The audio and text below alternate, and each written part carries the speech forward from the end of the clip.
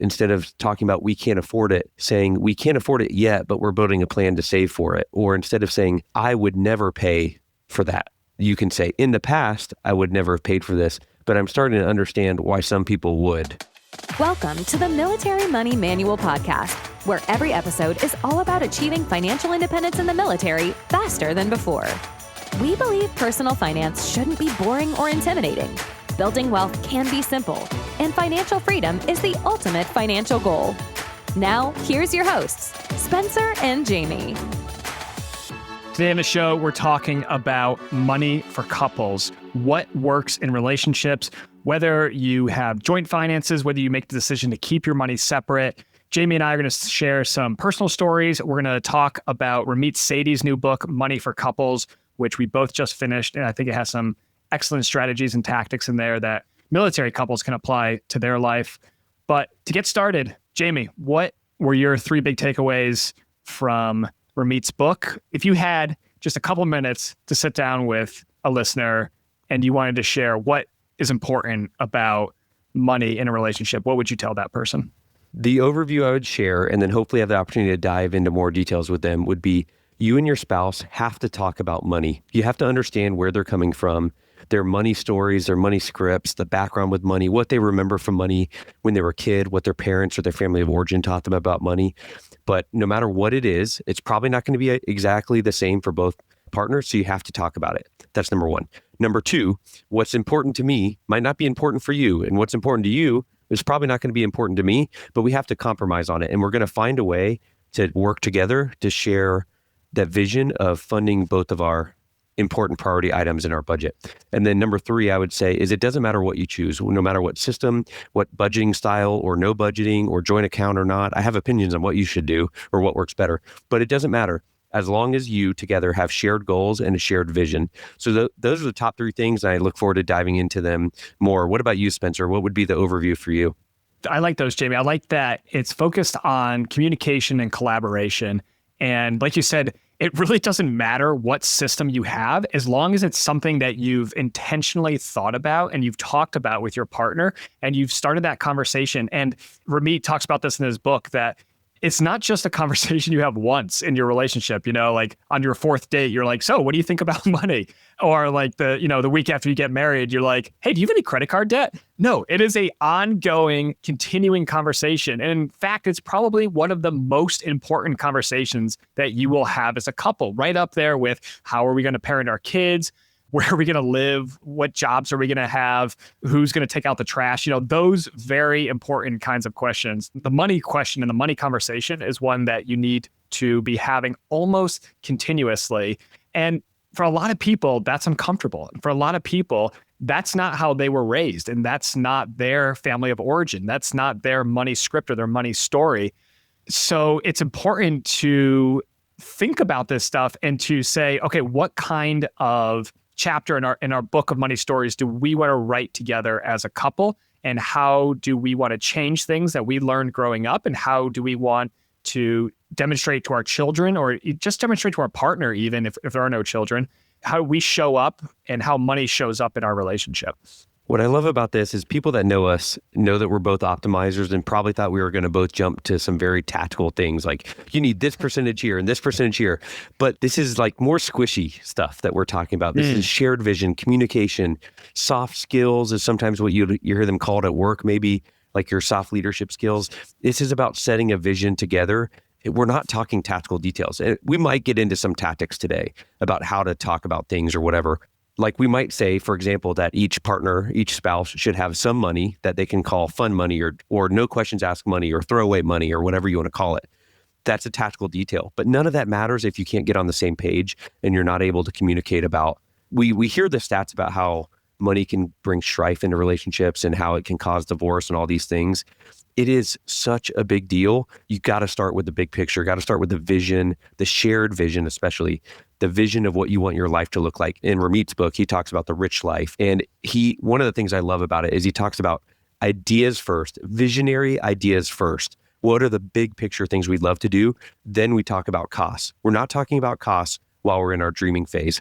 And if you and your partner have never had a dreaming conversation about what you want your money to look like one day, then maybe that's a very simple thing you could do this week after listening to this episode.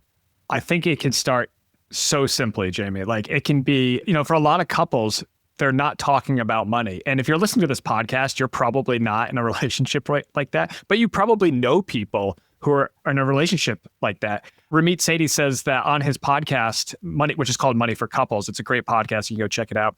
He talks about how 50% of the couples who come on on his show don't know their income.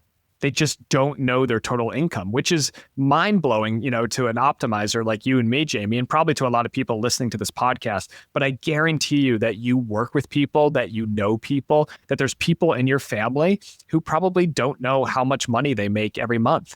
They just don't bother to add it up. And, if they look at their checking account and as long as the balance is above zero, they go buy the things that they want or need. And if the balance is below zero, then they check their calendar and say, okay, when's the next time I'm going to be paid? And for military service members, it's the 1st and 15th of every month. But sometimes there's, USAA or Navy Federal is paying you a couple days early and people are desperately counting on those couple days early. That's a tough position to be in financially and in your relationship. That can add a lot of stress and that can add a lot of strain. And so I think the conversation can just start so simply, and you can go to your partner and say, look, I want money to be a source of collaboration. I want money to be a source of dream building for us. And they might look at you and be like, what the hell are you talking about? But just start that simply when you say, look, I just want us to, maybe we haven't talked about money in the past, but I want us to start talking about money. And I want to understand, where did you come from with money? I want you to understand where I came from with money. And then let's talk about where we're going to go with money. It might be the second or third conversation before you start laying out, like those rich life scenarios, like, hey, I want to own a boat one day, right? Or I want to own a house on the water and have a boat and have 4 kids and, host family reunions every year and cater the whole thing. And you're like, wow, that sounds really expensive. And I have no idea if we could ever do that. But just starting to share those dreams and those hopes and understanding like what money can do for you as a couple, I think that's powerful. And if you can kind of latch onto that and say, okay, I have no idea how we're going to achieve that dream, but I'm going to go read the Military Money Manual, or I'm going to listen to the podcast, or I'm going to read Ramit Sethi's book, and we'll figure out the tactics, we'll figure out the strategy. But let's just start with like dreaming together and just starting the conversation. And it can start from the simplest place. But the worst place to start it from is, hey, what was this? What did you spend money at Target last week on? Or why did we go over budget on groceries again? No. That's not the place to start this conversation. You got to start it from a place of really just connection. You want to connect with your partner, and you're going to use the medium of money to do that. When you first said that people listening to our podcast probably are already talking about money, I immediately thought of a cautionary tale of people that are probably talking at their spouse about money, about you spent too much at Target, or you're eating out too much, or you're going to Starbucks too much, and you're not actually talking about money. And so it doesn't feel like a partnership yet. And I just think there's so many people that are passionate about it, that love it. And it gets me fired up. I'm so excited right now just to like talk about this episode. And I know that there's a listener or two, or maybe 1,000 out there today that are feeling the same kind of energy of like, oh, I can't wait to share this with my spouse. Just realize that your spouse might not feel the same energy. So it might be conversations with a lot of questions. Be curious about how you can invite your spouse to share their vision or their concerns about money, or why they're shut down about it. Maybe they were shamed about it in the past. Maybe they came from a bunch of debt.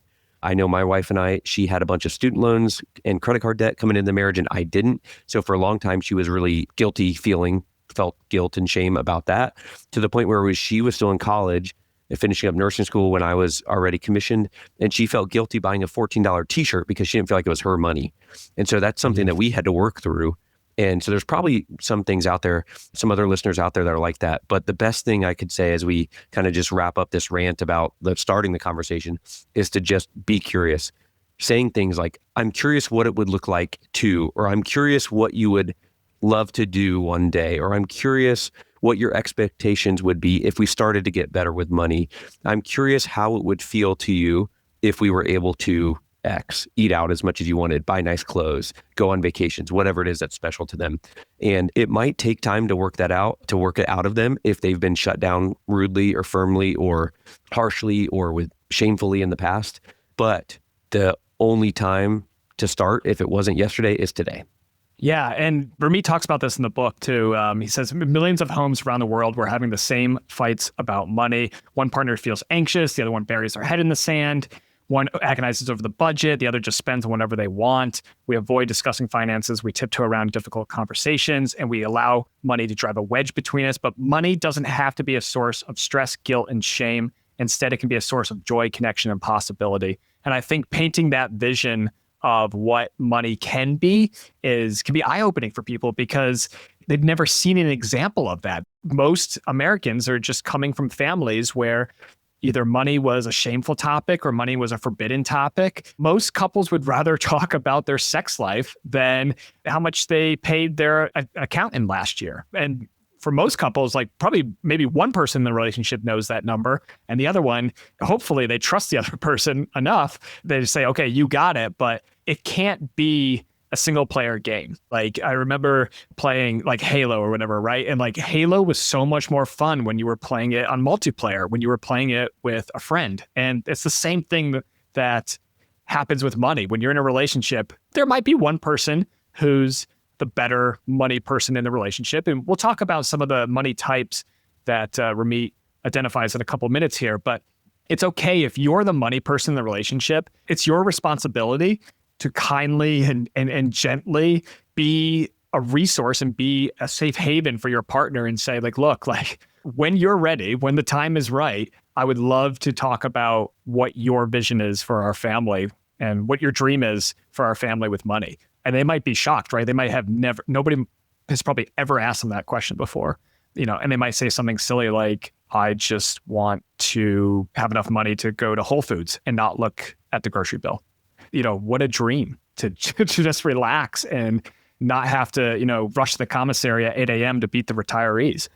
I have an example of a money script and money story that my wife and I just worked through today, actually. So my sister and some nieces are visiting in town. A couple months ago, I talked about going to the movie theater and how it was kind of an emotional experience for me to walk through spending money for this memory building. I forget it, Inside Out 2 or whatever it was at the time with my kids. But I acknowledged it. I realized it, called it out, talked to my wife about it, and then we worked through it together.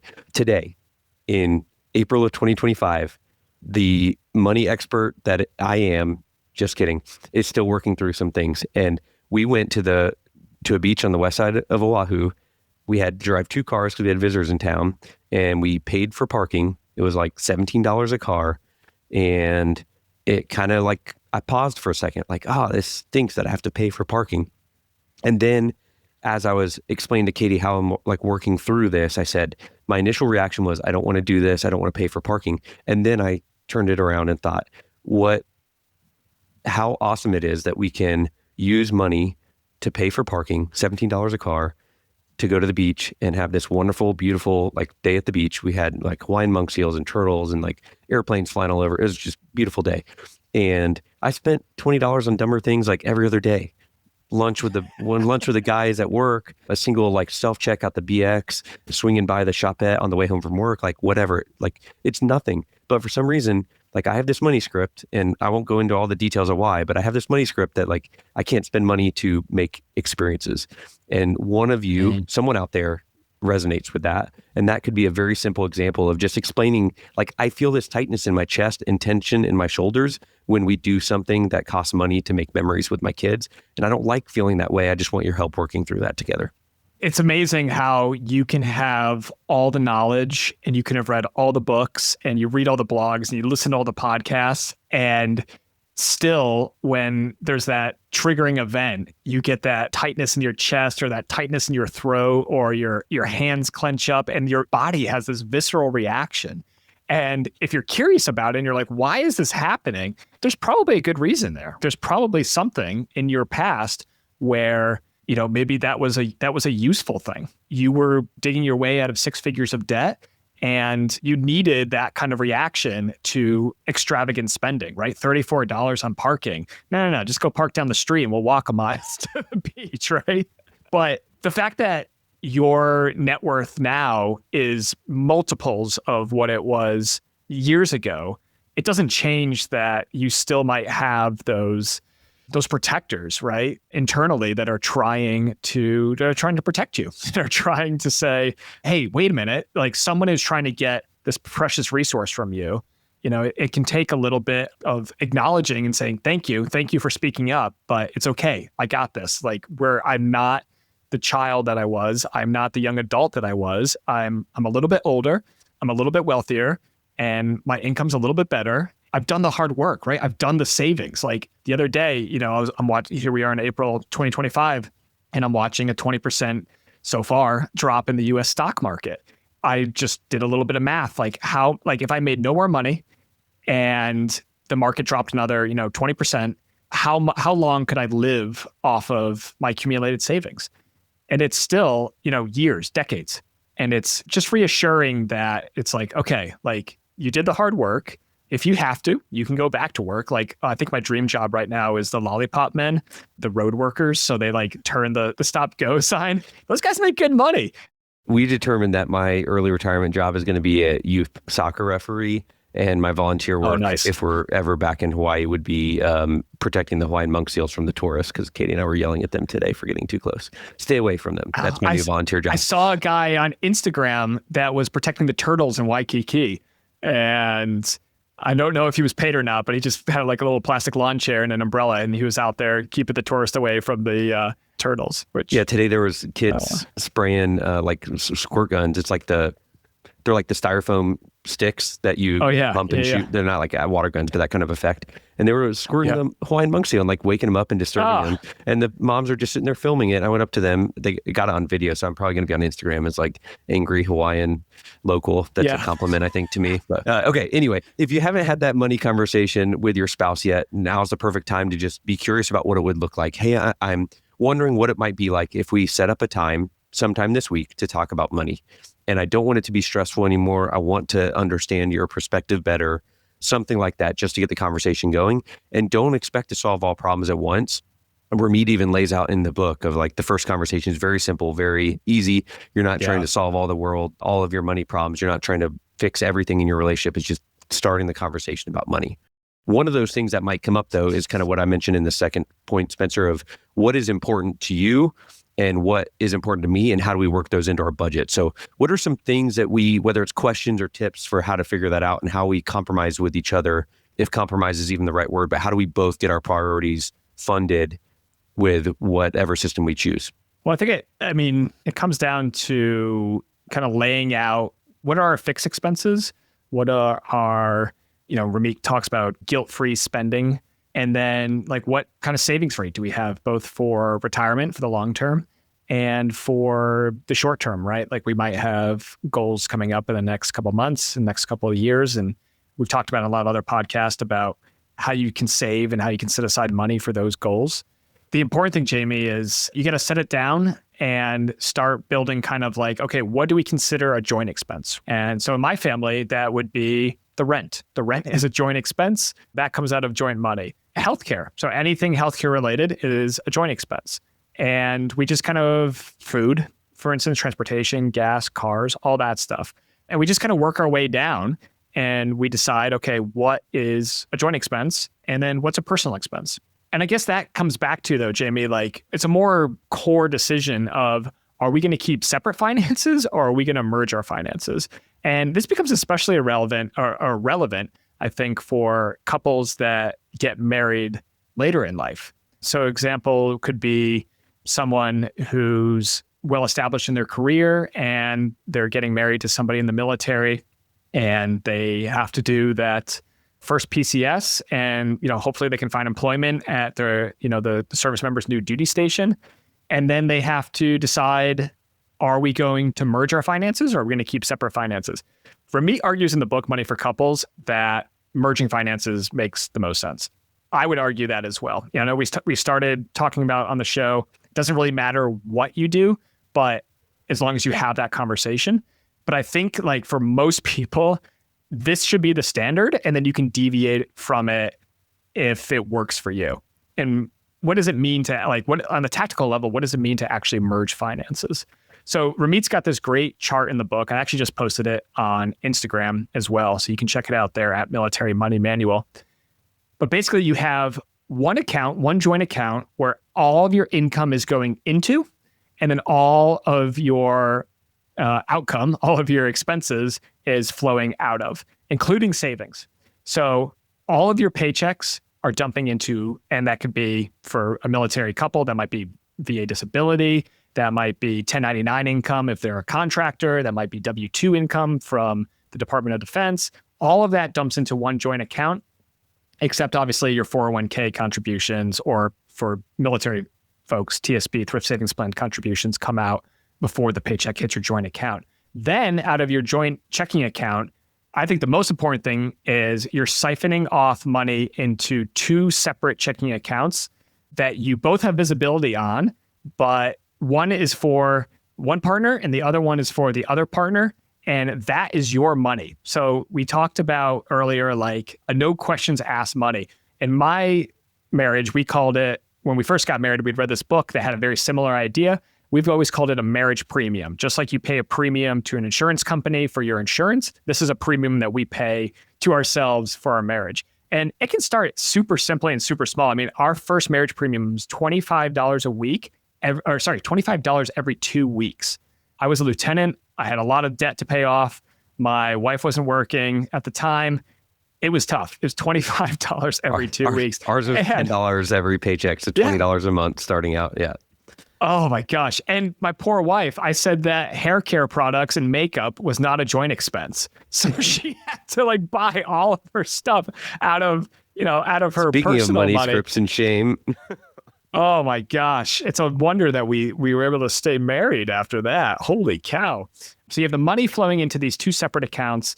And then out of the joint checking account, you have money flowing to like your investments. So like a brokerage account, a Roth IRA, paying your bills, utilities, rent, and then paying off the joint credit card, and then also flowing into savings. And I think the key thing, so I read this book a couple of months ago, and I have actually implemented one of the ideas here. And the key idea is that each partner has their own credit card linked to their own checking account. So that's for their personal expenses. And then on the joint account, they have a joint credit card linked to that account, and that's for joint expenses. And so we're big credit card nerds on the show. I think my wife and I still have over 30 cards between us. And yet we have gotten it down where we just have two cards that we can, well, three cards if you count our debit cards, but we just have two credit cards that we carry day to day. That's our Chase Sapphire Reserve. My wife's an authorized user I'm the primary on it. It doesn't really matter. And then I have a Fidelity 2% cash back card. That's my personal daily driver. And then my wife has her own Chase Sapphire Reserve that she's the primary on. And that's it. So we have one Chase Sapphire Reserve is our joint card. All of the joint expenses go on that card. All my personal expenses go on the Fidelity 2% cash back card. And then all my wife's expenses go on her personal Chase Sapphire Reserve. And auto pay is set up from all the appropriate accounts. And so now at the end of every month, I don't have to go through line by line and figure out, okay, was this a personal expense? Was this a joint expense? And then like shift money around in my accounts. Nope, that's completely gone, which is probably saving me 15, 30 minutes a month. It's not that big of a deal, but one of those little tactical things that I pulled out of the Money for Couples book that I've implemented in my own life. So in a similar way, we use our individual priorities as just line items in our YNAB budget, the YNAB app that we've talked about before. There's a line on there for Katie fund money, and there's a line on there for Jamie fund money. So I think fund money is a little bit better term than marriage premium. It sounds very legalese, but maybe shows a little bit of our personality as well. But we have our fund money. And so if she goes whatever she does or whatever, it just comes out of that line of the budget. What's important in this conversation as well, not just the tactics of it, but helping to decide, maybe compromise even on what is a joint expense, makeup or not, and what is a marriage or a joint expense, individual versus joint expense. Just a quick note from one of our sponsors, and then we'll be right back to the show. Hey, Spencer, I got a cousin that just graduated from high school and they're about to start basic training in a few months. Any ideas on a gift I should get him? Yep, sure do, Jamie. The Military Money Manual, A Practical Guide to Financial Freedom, is a concise, easy to read, and practical guide to your military money. It's the book that I wish someone had handed me on my first day in the military. In the book, I explain the exact money tactics and investing strategies that can enable you to achieve financial independence while serving in the U.S. military. It's available on Amazon, Audible, and my website. It's hardcover, paperback, ebook, Kindle, and audiobook. You can get a special discount using promo code podcast on my website, shop.militarymoneymanual.com. I heard one podcaster friend, Justin Peters, on his podcast the other day. He had someone talking about this, and he described the guest is a soccer fan going to the World Cup. That was purely his thing. So that was out of his individual account. And when his wife does a girls trip or whatever, that's purely her, and that's it. That's a separate out of her individual account. And I said, okay, I can see that a little bit. Ours is just mixed into one account with just different lines of YNAB tracking. And there's a lot of different ways to tackle it. No one way is perfect, but if you don't have a system, what Ramit lays out in the book makes a ton of sense. It's a very easy flow chart that Spencer mentioned, posted on Instagram this week. And it's a very simple model to follow if you don't have one or your system is so complicated. One of my favorite things that this is, I think, the perfect time to emphasize from the book, Money for Couples, is that he says, unlike washing the dishes, money cannot be delegated to one person because money cuts across everything, where you live, what you eat, what you do for fun, even who you are. And it's foundational to his perspective, which I think Spencer and I both adamantly stand behind as well. Both partners must be involved in the family finances. If you don't create a shared vision and make decisions as a team, it's easy to fixate on the meaningless minutia, like spending on coffee and snacks, or issues that I call $3 questions. What we should be spending more time on is asking the $30,000 questions. So don't be frustrated over coffee or eating out or the snack bar at work or whatever when you can't solve the big picture, the vision, the $30,000 questions. Those are the things to start with. And then eventually you can determine whether Starbucks is an individual expense. This is me speaking to myself now. Starbucks, is that Katie's expense or is that a joint expense? And sometimes you change it along the way too. Yeah, I think that's the important thing too, right? Is like we said, like this is not a conversation you have once. This is a conversation that you're going to have, hopefully, for your entire relationship. You know, another thing that we implemented after reading Money for Couples, Jimmy, was the monthly money meeting. There's a 3M alliteration there too, so I love that. But the monthly money meeting is a chance for you to gather, and it's not to go over, oh, we spent too much on eggs last month, damn that inflation. It's really about, are we hitting our goals and are we building this rich life together? And there's a sample agenda that he has in the book. And you start I love this. You start the meeting with an appreciation for each other. So just pick something in the last, since the last meeting. Hey, you really stepped up when you cooked dinner 3 nights in a row when I had that work thing on, took the time to look after the kids and give me time to focus on work. And I really appreciate you doing that. It just sets the tone and it creates this communication, this collaborative environment. So even if you have to talk about something like, Jamie, you spent $5 on Starbucks last month out of the joint account. I thought we talked about this. Even if you have to, bring up something like that, you've at least set the tone that you appreciate each other and that like you're doing this because you want to strengthen your relationship and you want to achieve your shared vision together. And notice that that's a shared vision, right? So like your vision might be, I want the boat so I can go fishing with my buddies every weekend. And her vision might be, I want the house on the lake so I can host the girls over on a Friday or Saturday night. And you're like, wow, isn't that great? We both want a house on the water. And so maybe the vision is the activities are slightly different, but you can clearly see like, hey, I think we both want a house on the water. And then all of a sudden you've merged the two visions and now you're creating that shared vision. Okay, so number 1, appreciations for each other. Number 2, partner 1 gives the updates. So usually partner 1 might be assigned like, hey, you're the savings person, right? You're the one who's going to be tracking our savings. Partner 2 then gives their updates. And it's whatever they had to like look up from last time. Like Ramit's really big about giving ownership to certain things. So like, hey, if you're the one who's grocery shopping and our grocery budget is $1,000, hey, you get $1,000, go grocery shopping. And then if you go over that, just bring it to the table and say, hey, I went over $100. Eggs were really expensive this month, but we don't buy less eggs next month. So that's just like anything that you any goals that you're working on, like maybe you're saving for a vacation in a couple months and, or maybe you've got a bonus coming in. And so you just need to talk about how you're going to allocate that bonus, review the numbers. And this is great. JB and I, as optimizers, we probably want to get in the weeds and talk about every line item, but Ramit just has these 4 big categories: fixed expenses, guilt-free spending, short-term savings, and long-term retirement savings. As a proponent of kind of the anti-budget, you can make this even simpler and be like, guess what? We contributed to our retirement accounts last month. It's all automated. And we've set aside our savings money and we're just going to spend the rest because we know we have a 25, 30, 40% savings rate, whatever it is. And then you go over open issues and then you wrap up and he says, you conclude with, and I love you. And I think it's just great. It's just really setting the tone for the next meeting and that you're using this as a time to collaborate and to solve problems together and to connect. And you're using this as a form or as an opportunity for more connection. I love the appreciation. I love the connection there. What if that list of 7 things to do for the monthly money meeting feels a little bit overwhelming? What are some things, maybe some good questions or something to start with the very first meeting just to get conversation going?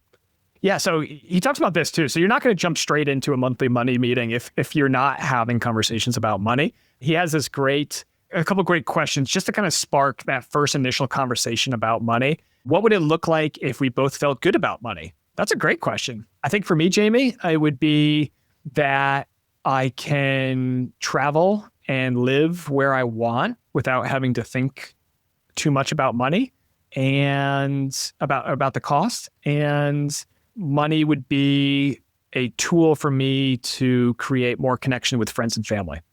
So I think that's what it would look like if I felt good about money. How about you? Mine would probably be something about making life easier, more enjoyable or convenient. Some things that take some of the stress away from daily life. That could also maybe include travel and also some generosity. I love being able to bless other people with our money, whether it's paying for a family member to come out to Hawaii, whether it is covering someone's mortgage for a couple months, whether it is being generous with our giving to the church or giving like a niece or nephew a really big graduation present because we're super proud of them. And I think that just feeling good about money and being generous would definitely be part of it for me too. Awesome. Yeah. We'd make a great couple. Tell our wives. They know. Don't worry. No. That's true. That's true. They already know. Okay. And then he has us as other questions like, how often would we talk about money? That's a great one. I think for me, it would be like every day, every chance we get. For my wife, it'd probably be like, I'd be good with like once a week or once a month or as required, right? Like that would probably be her schedule. What would we do more of? What would we do less of? And what's one thing I can do to help you feel more comfortable talking about money and vice versa? And what kind of financial values do we want to teach our kids? I think the kids question is really interesting because it takes you out of yourself. And in fact, it even takes you out of your relationship with the other person. And it adds this kind of like third party person that's like looking at you and your partner. And you're like, okay, what would I want to model for that young person? And what values do I want to transmit to the next generation? I love that type of questioning for a couple of reasons as well, because it does that kind of third party objective thing. It also gives you a way to trick your brain. And you might not have the answer and you might not know, but it's what would someone who was comfortable with money want to teach their kids? Or like your mind might go negative. I even use this trick with my kids sometimes. I picked it up in a book. I think it was Raising Mentally Strong Kids, I think is the name of the book. And you might not know what to do with you're feeling frustrated or you're not sure what to do or how to clean up your room because it's really messy or whatever. What would someone who did know how to handle this problem, what do you think they would do? And then for some reason, it tricks kids' brain into thinking outside of their own mind and helping solve problems. It's really, really powerful, especially with kids, because a lot of times it is the one thing that in a partnership, in the marriage, that both parents want to do, or at least there's like a small part of each parent that wants to take care of the kids or to make it better for the kids than it was for them growing up.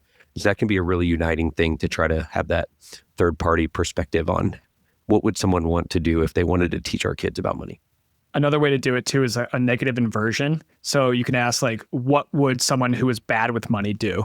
And then just do the opposite or just don't do that thing. And it can just start so simply as like, well, a couple who is bad with money probably wouldn't talk about money. And it's like, oh, okay, well, do we want to be that couple? No, we don't. Okay, so let's start talking about it and see where it takes us. And the other thing I really want to drive home here, Jamie, is nobody has the answers. Nobody has all the answers, and most people don't have like almost any of the answers.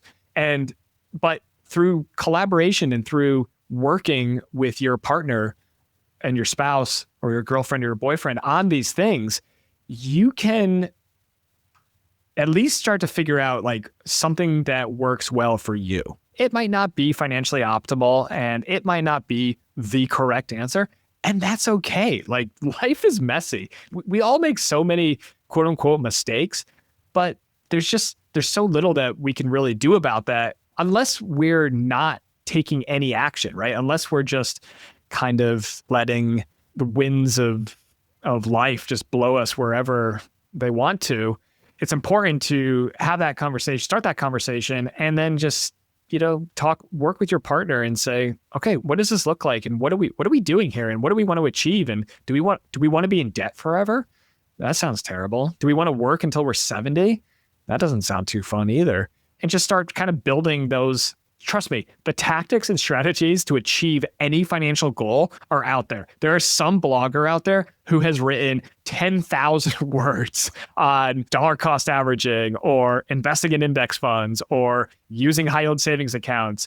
Like all the tactics are out there. Now it's time in these kind of conversations to figure out, well, what do we actually want to build? Because for some people, it might be, we just want to live in an RV and we just want to travel all the time. We want to drive to all the national parks. And you might be like, dude, RVs aren't that expensive and staying in a campsite's not that expensive. So maybe you could do that lifestyle for $40,000 a year or even less. And then all of a sudden you're like, oh, we don't need that much money saved up to do that. Especially if we have, VA disability payments or military retirement coming in, then all of a sudden you're like, yeah, this is a pretty sustainable lifestyle. So, but unless you have that conversation, unless you start having the conversations, you'll never know. You'll never know what you're trying to build. All right, at the risk of beating the dead horse a little bit more, I want to share another way to approach this conversation. It could also be phrased as if we were the type of people that retired early and moved in an RV, how would we pull that off? If we were the type of person, the type of couple that prioritized having a house cleaner to help take away the stress from some of the maintenance around the home, how would we possibly do that? And then it puts you guys together solving that problem instead of it being you want a maid and I think we can't afford it, or you want more vacation and I don't think we can afford it. If we were the type of people that prioritized one spouse going part-time or whatever the situation may be for your family, how would we do that? And then it does that kind of objective third person thing where it takes it out of your body and it makes it together. There's so many good ways to do it. And in the book, another example is instead of talking about we can't afford it, saying we can't afford it yet, but we're building a plan to save for it. Or instead of saying, I would never pay for that, you can say, in the past, I would never have paid for this, but I'm starting to understand why some people would. Really, really powerful way of thinking. I like that. Okay, Jamie, we've talked a lot about kind of that first conversation and the conversations that the monthly money meeting. I want to back up a little bit at a little bit of a higher level and recognize that if you're listening to this podcast, you probably have a money type and you might not be aware of what that money type is, but I'm going to guess that your money type is probably optimizer. And Ramit identifies 4 money types in the Money for Couples book that he's encountered. And these are kind of similar to the money script ideas that we talked about with Daniel Kopp. That comes from Brad Klontz, Dr. Brad Klontz's work. He's one of the most prolific authors in the financial therapy movement. He talks about money avoiders, money worshipers, money status seekers, and people who have money vigilance. And Ramit, I think, has some pretty good money types as well, money scripts. He talks about optimizers. So these are people with 13 spreadsheets, reading 34 different FIRE forums, running another Monte Carlo analysis, playing in projection lab, and engaging in online debates on the pitfalls of the 4% rule. Jamie, I don't know anybody who does those things. Do you remember the old Family Guy where Peter Griffin's like, guilty? That's definitely it. Yeah. Yeah. So he talks about optimizers, avoiders, dreamers, and worriers. And if you're listening to this podcast, you're probably an optimizer, or you might be a worrier, or you might even be a dreamer, but you're probably not an avoider. Probably not, but you might be. And if so, welcome. We definitely welcome you. And we're so glad that you are changing some of your money scripts, some of your money personality away from the avoider. But you might have a partner who, if you're listening to this podcast, you might have a partner who's an avoider. And if you do, it can be kind of hard to get them to want to have these conversations, to talk about money. But this is why it's really important as, the optimizer to not drag them into the monthly money meeting and throw the PowerPoint up with the Excel, the 34 tab Excel spreadsheet and start talking about how we're going to do a backdoor Roth IRA this year because our AGI was too high last year. No. Like, you need to go read the book, and you need to start with those conversations, and you need to bring it back to like dreams and hopes and like just those, those very simple concepts. Like, there's a great exercise that we do in financial therapy, and it's just the money is. So you just complete the sentence. So somebody asks you, I want you to complete the sentence, and the sentence is money is.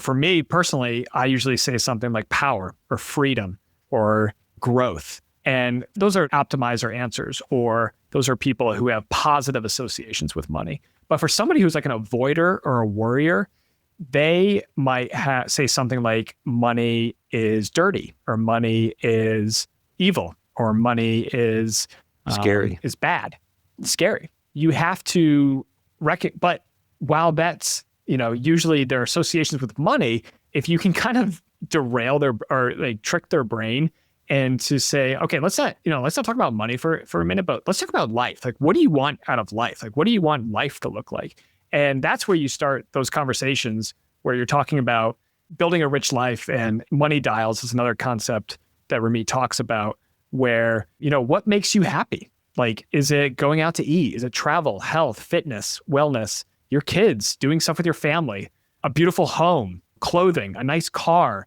a big truck, live shows or events, being out in nature, convenience, learning things, taking courses, gifts, and generosity. I heard you mention generous, Jamie. That was a word that you use a lot recently on this podcast. Luxury experiences, charity, self-improvement. Like, if any of those words kind of trigger like a smile or a reaction, you're like, oh, I do like those things.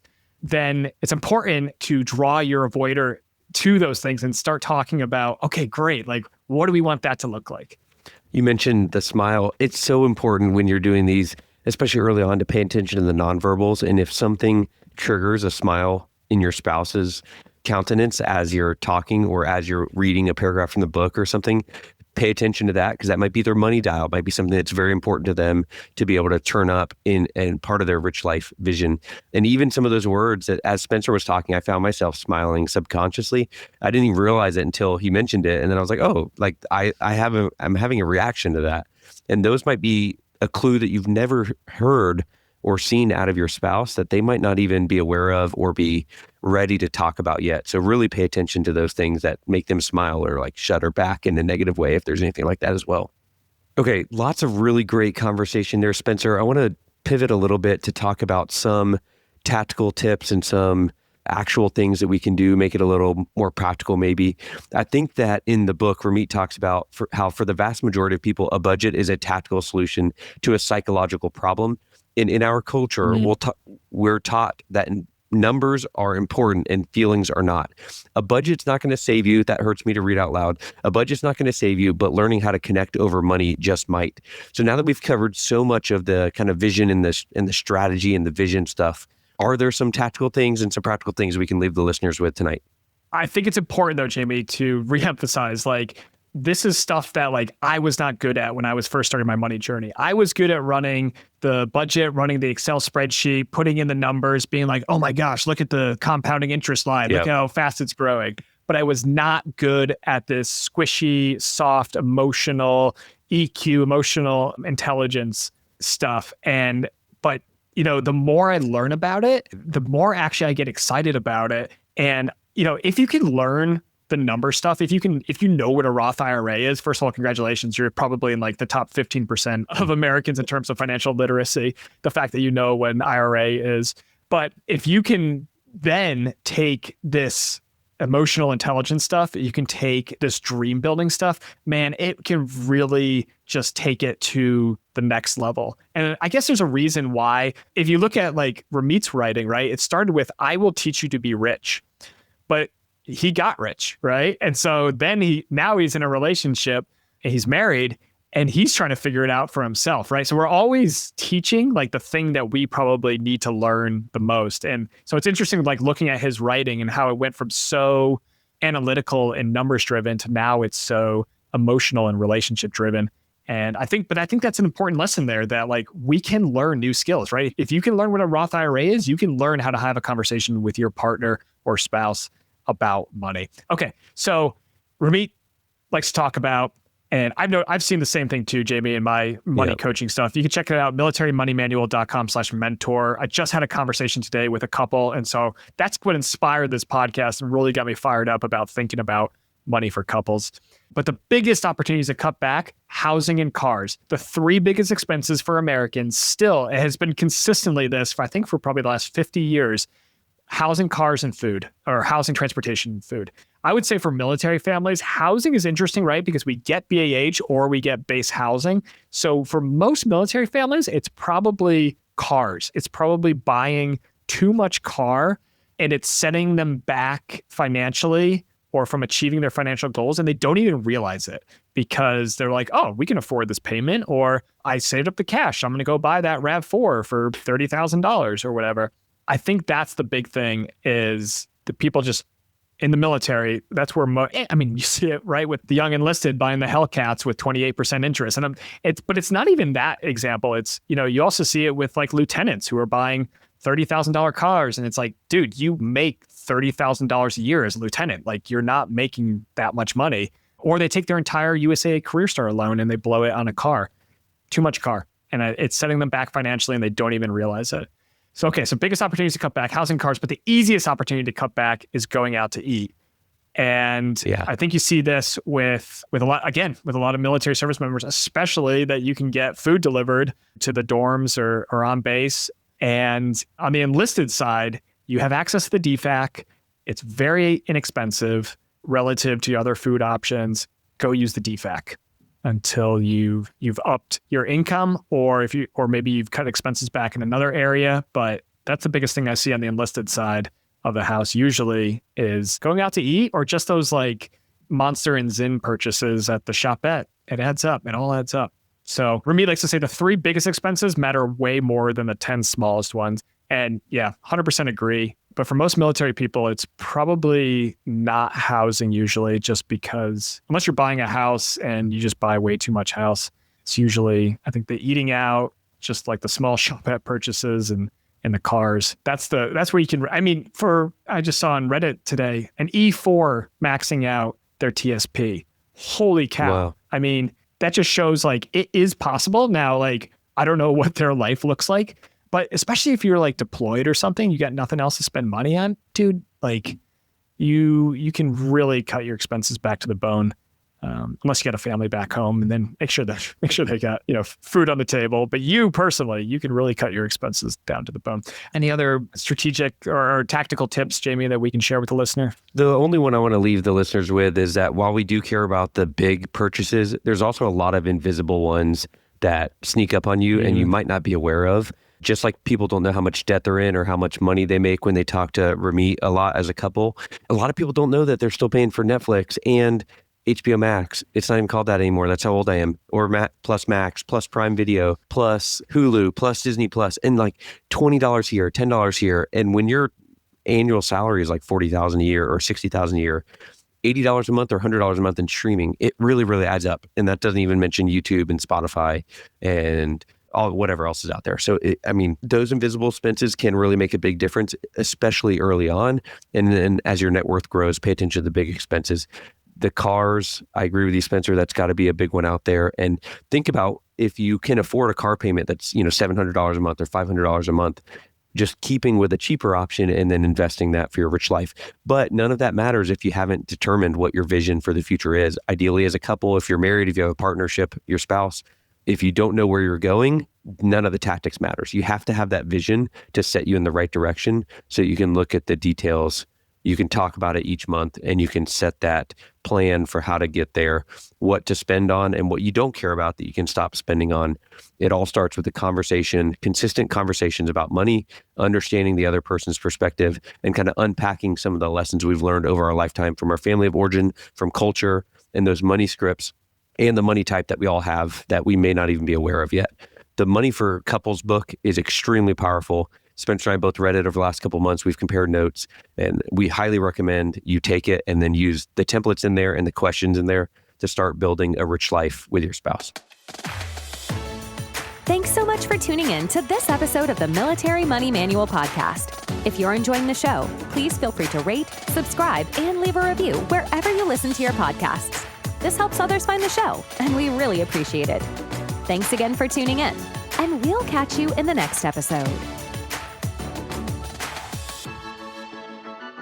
The views and opinions presented here are those of the speakers and do not necessarily represent the views of the DoD or its components. Reference to any commercial products or services does not constitute DoD endorsement of those products or services.